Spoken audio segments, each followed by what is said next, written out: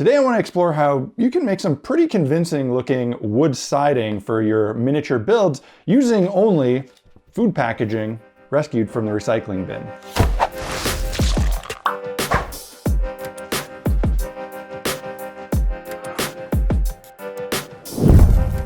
Hey guys, welcome back to Black Magic Craft. Right now is a very difficult time for a lot of people. The whole world, as a matter of fact. And right now is a time when you should be doing everything that is within your power to self-isolate and social distance yourself from everyone. Stay away from people right now in every way you can. This is not the time for unnecessary trips to the store to buy hobby supplies. Don't do it. Right now is a time to be resourceful. It's time to stay at home and use whatever you have on hand. And as crafters, we're well trained to be resourceful. I want to take this opportunity to show you how you can rescue some packaging from your recycling bin and use it in terrain making, model building, dollhouse building, whatever kind of miniature hobby you have. You can turn this into really nice looking wood siding. The first thing you're going to need to do is rescue a box from your recycling bin. While you could make these strips freehand, I highly recommend marking out some lines to keep your siding strips consistent. Now, you can make these any size you want. I think that 1/2-inch increments are a really nice, basic, generic starting place if you're planning on using this for builds that will be used with 28 to 32 millimeter scale miniatures. Keep in mind that whatever size you make these strips, it's going to visibly be smaller in the end because you're going to overlap your pieces. Once you got that marked out, you want to try to add some wood grain to the material. This is the most challenging and limiting thing about this kind of chipboard cardstock material, is that it's hard to put wood grain on it. I found that the most effective tool for this is a really sharp nail-like sculpting tool. You want something that is sharp and will make a pretty deep groove without completely cutting through the paper. You don't want to use an X-Acto knife for this. You can try something like a multi-pronged metal comb or brush or a saw blade with wide teeth. All that can kind of work in different ways, but I found this shape in particular, like a nail head, to be most effective, although it's a little bit slower than something like a comb. The important thing is that you do this step now before cutting out your strips.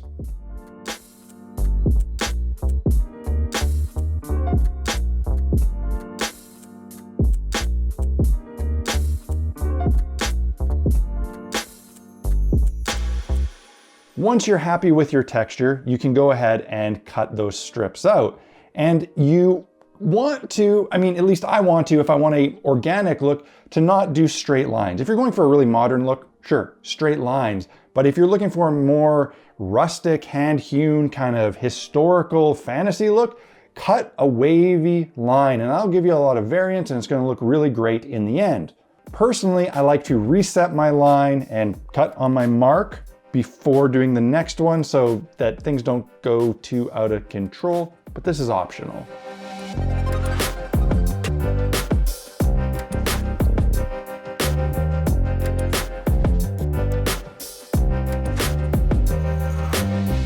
Once you have a pile of these strips made, you can start attaching them to your substrate. Now I'm just using a little example piece here, but in reality, you would have built a house or a ship or whatever shape you're applying this to out of whatever material you want. Cardboard, XPS foam blocks, foam core, whatever. You just gotta glue the strips to your substrate and go nuts. I recommend hot glue for this. It's gonna be less likely to cause warping of your structure than something like PVA glue, and it's gonna attach much more quickly. Start from the bottom, work your way up, overlapping your pieces, and let your lengths run wild. Cut off the excess after, and add some lap joints just like you would when doing real siding or hardwood flooring. Once your piece is totally covered in your siding, you want to do something to seal and harden it. Obviously, my go-to method is my Mod Podge mixed with black paint.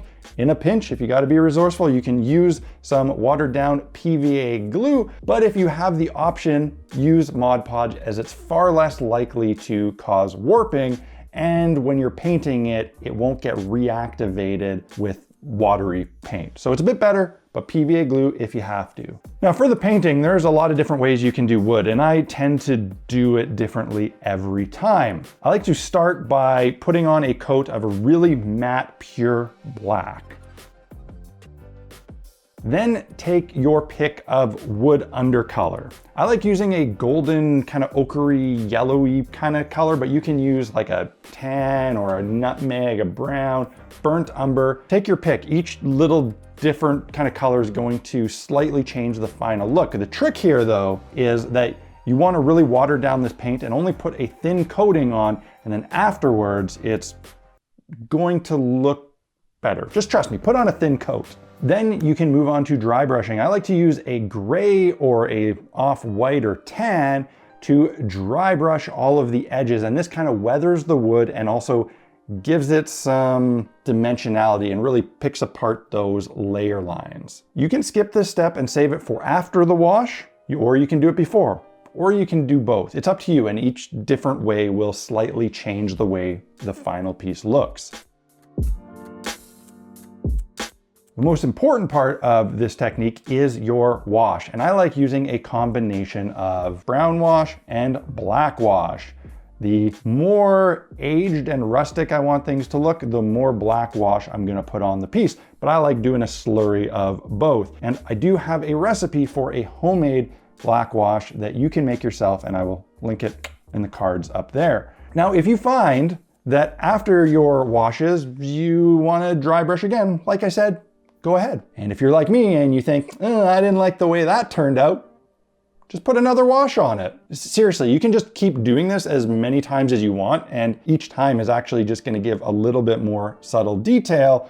Just don't go crazy. At some point, you just gotta stop.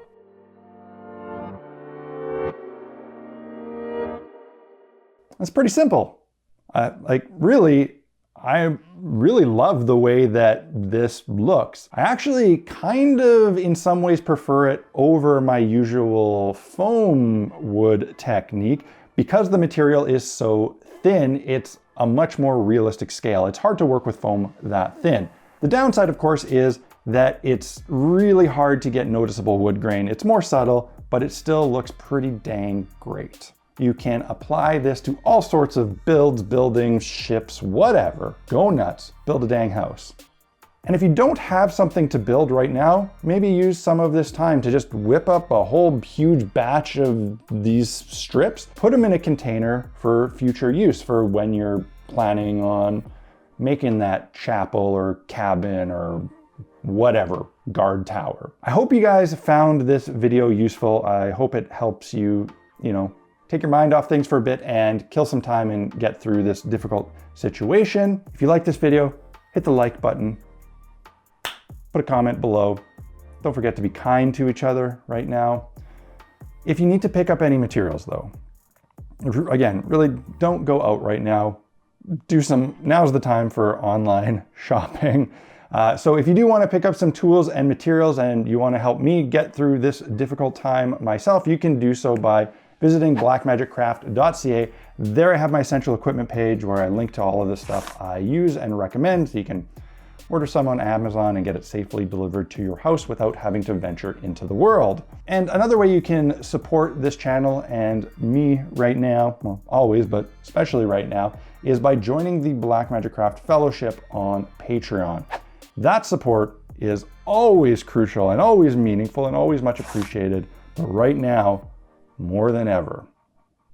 Really hope you guys are all doing well. I hope you're staying safe and healthy, and I'm gonna do my best to see you guys again next week. Cheers. Love you all.